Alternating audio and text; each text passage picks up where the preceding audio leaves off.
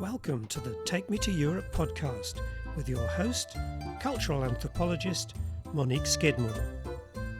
Today's episode is full of ancient gods, mercenaries, warriors, tombs, mountains of gold, the Cyclops, and the towering figure of the Anax, or the king of the Myceneans, Agamemnon. Mycenean civilization inspired the arts and architecture of European civilizations, and it's here that we find the birth of Greek writing. We'll see some fascinating parallels between our world now and the worries of the ancients about the impact that new technologies would have on their society, as well as the economic and social chaos caused by environmental disasters. Sound familiar? Let's meet the Myceneans.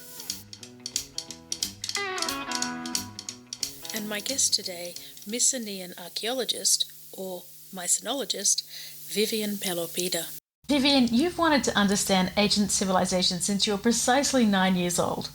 What happened to make you want to spend your life, when you were 9, among the sites of ancient Greece?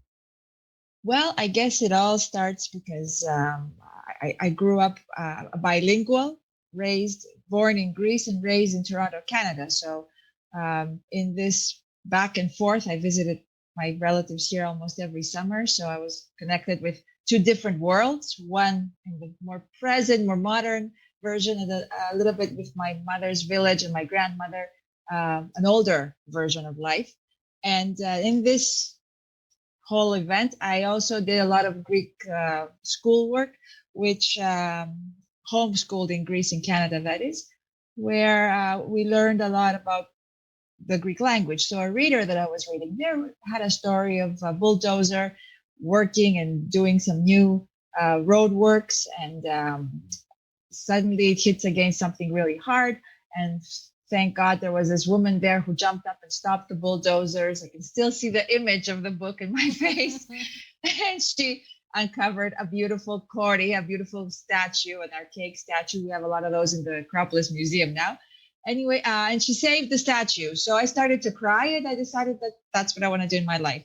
Learn about these old people, the old way of life, and just study and save statues in a way. Well, you decided to study let's do the Greek way, the Mycenaeans or the Myceneans. So why should we care about the ancient Myceneans? Well, actually, because at least this is my personal view on the matter. First of all, I agree with the idea that learning about your past helps you learn a lot more about even the world we live in today. And so if we're going to be making parallels, I find it very interesting and very important that living now in a very globalized society, we can go back to see where this happens for the first time, basically. And this happens in the Mediterranean. And the Myceneans happen to be right in the middle of all this. Of course, they're not the first. We have the Egyptians. We have the whole of the Levant area, the Eastern Anatolia area. But what we also have is an eruption. So around 1620 BC is when the volcano in Santorini in ancient Thera explodes, and that created one of the biggest tsunamis in world history. It's amazing what effect that had in the world. So now we're referring to the Bronze Age. So we're talking about 3,300 BC, from about 3,300 BC until 1050 BC. That's about 2,500 years to start with. This whole story begins with the people from the islands, and of course the Minoans from Crete. But after the explosion, the Myceneans take over. The Myceneans are populations from mainland Greece. The most famous site is Mycenae. What these people do they're the first to connect. So the islands before them worked as stepping stones, connecting the east and the west. Well, they take trade in a different level, and they're very big warrior society. So through them, we can see how a society can rise, how it can fall, what that impact has in the world, and a lot more. So what can we learn about the Myceneans from, let's take Mycenae, for example. So no specific literature has survived from the Myceneans themselves, with one small exception that I will refer to later. But we do learn a lot about them even from the Egyptians. And so when the Hyksos in the 17th century BC, because that's pretty much where everything changes, they want to take over in Egypt, they pay mercenary soldiers from Mycenae, apparently, to support this whole political deal and the war that went on. And as a result, they returned back home with a lot of gold. And that's where everything starts. So where do we find that? We find it in the burial sites. And I guess they do get ideas from Egypt as well. So we see these huge monumental graves. We see there's three main types of graves. We have the smaller the grave circles, where we have burials of like 9 different graves of 9 different people buried in 6 graves, I should say, with a lot of gold. We're talking a lot of gold weapons, 2 children covered in gold, sheets of gold, literally. It's unbelievable how wealthy these people suddenly become and how they can afford to bury all that gold. How much more they probably had if they're willing to put all that underground and nobody to touch it. Also, we have burial sites like the Tholos tombs, which have huge dimensions. 14 meters in diameter. They're circular structures, sort of like pyramids, I dare say, but a little bit more round, with huge boulder stones that, again, the construction is unbelievable. So obviously, these are very powerful people. You have to get to be very powerful to make people build all these things for you, and also to worship them afterwards. We see traces where they worship their ancestors on these graves. So apparently, they're very important. And jewelry, unbelievable jewelry, incredible things that are just amazing. It just would have been amazing to be an archaeologist, wouldn't it? And this is absolutely, especially finding artifacts like that, because of course that's not your everyday life. But it is interesting to realize that these are the scattered material that survived. Like there was much more, which was because these are sites that have been looted. Well, one of the stories that I like most about the Mycenaeans is that they were the people that the ancient Greeks looked back on. But these were the people that they drew all their myths and legends and stories from. So why was this for ancient Greeks the golden age? Apparently, this is where it all happens. It's the first time these people in the Mycenean period come into contact. They become wealthy, so they want to show their status, and this is something that people admire for the first time. They upgrade their lives. It's the first time that we see people living a very comfortable life in mainland Greece, and a cosmopolitan, rather, life, we can say, because without the internet, without all these other things we have access to today, these people could trade with ancient people in Spain, with northern Africa, with all over. So that's something that is completely mind-blowing even for them, and it's so important that they kept making all these stories. Their life is surrounded by the sea, by the water. So when people travel in the sea, they can make even more stories, and word to mouth, these things actually shaped the conscious of even like school kids in classical Athens were learning about Agamemnon and the sack of Troy. Alexander the Great, when he headed towards the east, his idol was Achilles, from the stories we know from Homer. So it's fascinating how even Homer, who writes about these stories that were orally passed on for generations, he refers to them about 400 or 500 years after the events actually took place. Can you tell us about the form of architecture that is named after that mythical race, the Cyclops? Yes, that's something that is truly remarkable, and it's something that you really have to see to believe, we should say. The famous Cyclopean wall. So we must explain here that Mycenae is a citadel, basically. It's on the top of a hill, an area that takes up about 30,000 meters square of an area. And it's surrounded by walls that are almost a kilometer in length, 900 meters to be exact. The maximum surviving height of these walls is at 18 meters. Yeah, you can see amazing. that now. So that's one thing. We don't know the final length because usually these walls contain clay, dried bricks made out of dried clay above all the stonework that we see today. And of course, they've been sacked for so many times, so it's very little that survives. The width is about 6 meters. We're talking boulders, huge boulders that make up these walls. A boulder can weigh about 20 tons even. And the most famous is the gate, of course, the Lion's Gate, which is just a masterpiece. It's considered the oldest monumental gate in mainland Europe. And the Cyclops, who, of course, when people, even in their real time, were in awe of what they were having to see around them. So obviously, it's not easy to explain how this was built. And that's where the stories came about the Cyclops building them. The Cyclops are giants. We know them from ancient Greek mythology.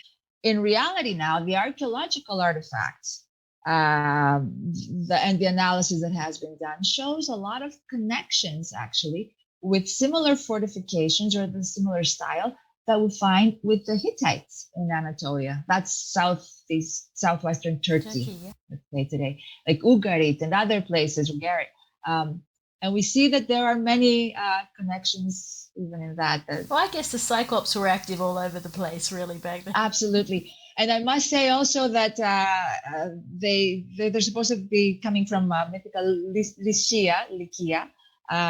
But also, apart from the walls, another amazing construction that is within the walls too, it's within the fortification, was built in the same way as the walls, was this really amazing underground cistern that they made, very deep, very old. We're talking 13th century BC here, and to bring water from another hill that was about 350 meters away. This is amazing engineering 3,500 years ago. Wow. In addition to those fortifications too, what other things have we found in the archaeological record that shows us this was a real warrior race? Even the burial sites, everyone, pretty much all the men are buried with a heavy armor. A lot of beautiful daggers and swords and so on. So we see artifacts that have to do with war. We also see pottery. The depictions on the pottery show warriors. Frescoes with warriors, because we must say that the buildings, the palaces and other public buildings had beautiful frescoes too.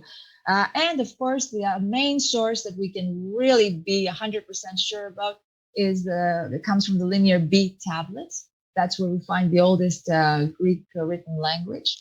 And that's where they basically they're accounting records for the palace, which means that we know exactly their budget. We know how much they spend, what kind of weapons they used, where they made them, and so on. Amazing details. With numbers too. The warfare that the Mycenaean Empire engaged in wasn't just supported by, conscripting some people. It was actually an entire, a bit like the Spartans, I guess, that came well after them. It was an actual warrior social structure. Can you tell us a little bit about that Mycenaean structure? Yeah. Basically, it all revolves around the anax. The anax is the chief ruler, the king, we should say. So even Agamemnon would be such an anax. And he's basically the ultimate figure of control. He's responsible for the administration and even the religious leader, apparently, from, again, the archaeological remains. And so we see different ranks of officials responsible for different segments of the economy and the organization of the society. We see how all this is supported by a merchant class.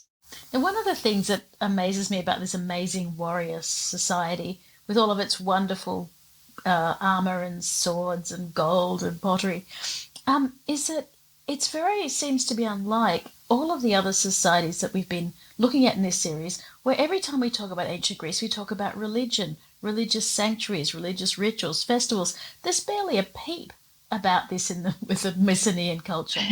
Why? What was the importance of religion? Was it important?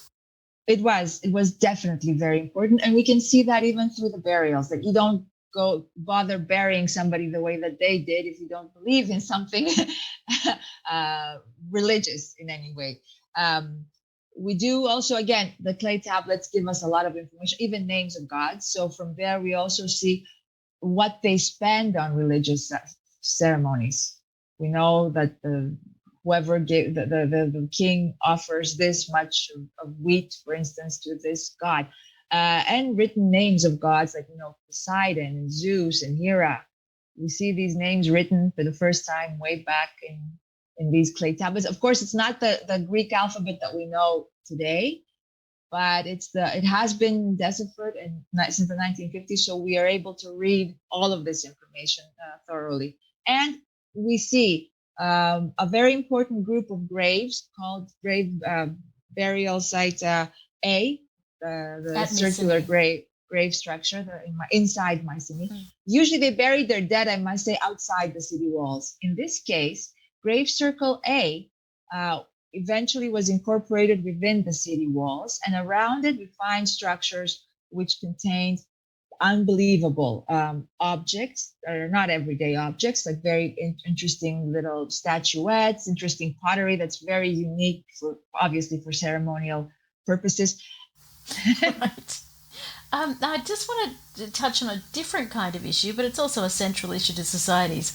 I understand that not everyone back then was happy with the Mycenaeans creating the first written language for Greece. Yeah, well, to make it a little bit more clear here, we must say that this written language, the Linear B language, is a language of the elite. Not everybody knows it. It's back then a simple Mycenean would not be able to read the clay tablets, but they do give us the information that later on was written by Homer, and in the 8th century BC, which is still the beginning of everything in the written form, thanks to this information that survives. And we go all the way to the classical period, around end of the 4th century BC, where even Plato himself, in one of his works, refers to how it's such a shame that now that we're writing everything, we lose our ability to remember. Of course, thank God he continued to write, and we have all these things today. But it was something that bothered these people, because for thousands of years, all these myths, all these stories, all this information was passed on orally. And so once they started writing, they thought that they'd forget. And let's even remember the muses, the goddesses of the arts, whose mother was called Mnemosyne, which means memory, which means that the muses, the goddesses of the arts, literature, theater, come from memory. You can't paint a picture if you don't remember the story. And here are the Mycenaeans needing to trade and record what they're trading, and so they're having to write stuff down. That's right. They have to keep records of everything. Why did the Mycenaean society cease to be so significant? What caused the decline of the Mycenae, and what caused that period that came after them, known as the Greek Dark Ages? Yes. Well, what goes up comes down, of course. We learned that very well through these stories. There are many factors that play a role. It's not one thing, and it doesn't affect just Mycenae. I must say that this is something that is seen all over the Eastern Mediterranean, and it has a kind of a domino effect. It starts with environmental issues. A lot of events took place at the same time. This means they had a lot of very strong earthquakes, and they also had a lot of drought, periods of heavy drought. So when you don't have any wealth to redistribute anymore, you're losing your power.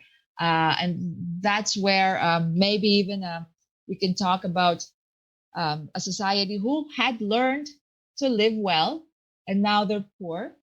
And they depended on this leader who helped them live a comfortable life. Now they don't anymore. So they might revolt against him, and they might attack, and they might. And again, like the Bronze Age, of course, I must mention, this is very important, is called the Bronze Age because it's the first time that the widespread of metal is used so much, especially bronze, of course. But also to make that, you need copper and tin. At that time, we have tin coming from Afghanistan through Babylon, and it's traded throughout the Mediterranean. So since these events don't just take place in Mycenae, but also in Babylon, for instance, when Babylon is not a center for trade anymore because of the earthquakes or all the other problems that it had faced, the tin won't get to Cyprus where the copper is, and that will block trade. So it's an economic issue that arises from all this as well. So it's a social, economic, and ecological issue as well. It's an environmental issue. All these things together, plus the fact that the Hittites fall as well, just before them as well.